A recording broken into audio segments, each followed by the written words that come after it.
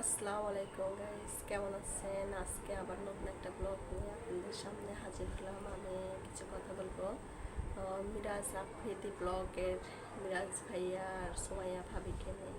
সুমাইয়া ভাবি আর মিরাজ ভাইয়া আসলেই মানে অনেক ভাগ্যবান। মিরাজ ভাইয়াও ভাগ্যবান এবং সুমাইয়া ভাবি ভাগ্যবান। কিসের জন্য বলতেছে সুমাইয়া ভাবি ভাগ্যবান? সুমাইয়া ভাবি পাচ্ছে মিরাজ ভাইয়ার সেবা করার সুযোগ। আর মিরাজ ভাইয়া সুমাইয়া ভাবির মতো একটা ওয়াইফ পাইছে, বউ পাইছে, মানে বউ পাইছে এর জন্য। তো মিরাজ ভাইয়া সুমাইয়া ভাবি যেমন ওরা মিলেমিশে আছে, ওনাদের ঘরে একটা মেয়ে সন্তানও হয়েছে। আলহামদুলিল্লাহ আলহামদুলিল্লাহ আলহামদুলিল্লাহ, আল্লাহ ওনাদের সর্বাবস্থায় মঙ্গল করুক। তো যাই হোক, সমস্ত মিলায়া মিরাজ ভাইয়াও ভালো। আর সুমাইয়া ভাবি, বিশেষ করে আমি সুমাইয়া ভাবির কথাই বলবো বারবার, যে সুমাইয়া ভাবি যে মানে এই সেবাটা গ্রহণ করার জন্য মিরাজ ভাইয়াকে বিয়ে করলো, মিরাজ ভাইয়ার সাথে থাকলো একসাথে। আবার মিরাজ ভাইয়াকে সেবা যত্ন, গোসল, দাঁত ব্রাশ করা, ভাত খাওয়ায় দেওয়া, মাথা চিরুনি করে দেওয়া, সমস্ত আমরা পারতাম না। আমার সামনে সুমাইয়া ভাবি থাকলে আমি পায়ে হাত দিয়ে সালাম করতাম যে এইরকম নারী এখন বিরল, এখনকার যুগে বিরল। আমার দ্বারাও হয়তো না, হয়তো আমিও চেষ্টা করি মানুষকে সেবা করার, কিন্তু আমি সুমাইয়া ভাবির মতো ত্যাগ করতে পারতাম না, হয়তো পারতাম না। আল্লাহ সুমাইয়া ভাবির দীর্ঘ হায়াত কামনা করুক।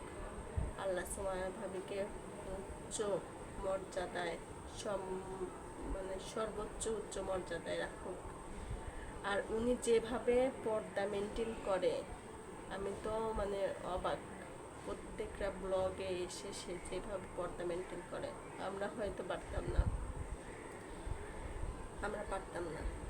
আবার শুনেছি সুমাইয়া ভাবি অনেক মানে আল্লাহর রহমতে ওনার ফ্যামিলি ব্যাকগ্রাউন্ড খুবই ভালো।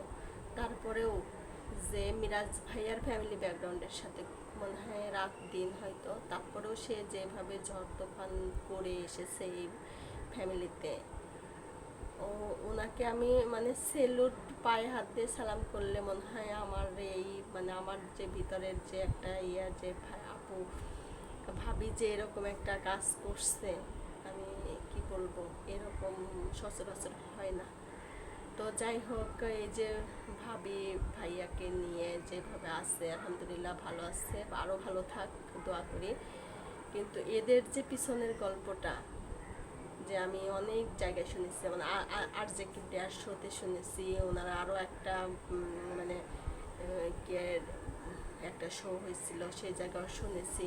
আরও বিভিন্ন সময় বিভিন্ন পর্যায়ে ওনার অনেক শোতে আমি শুনেছি যে ওনার গল্পগুলো কীভাবে সুমাইয়া ভাবি ভাইয়ার সাথে আসছে এবং ভাইয়া কীভাবে সুমাইয়া ভাবিকে দেখছে।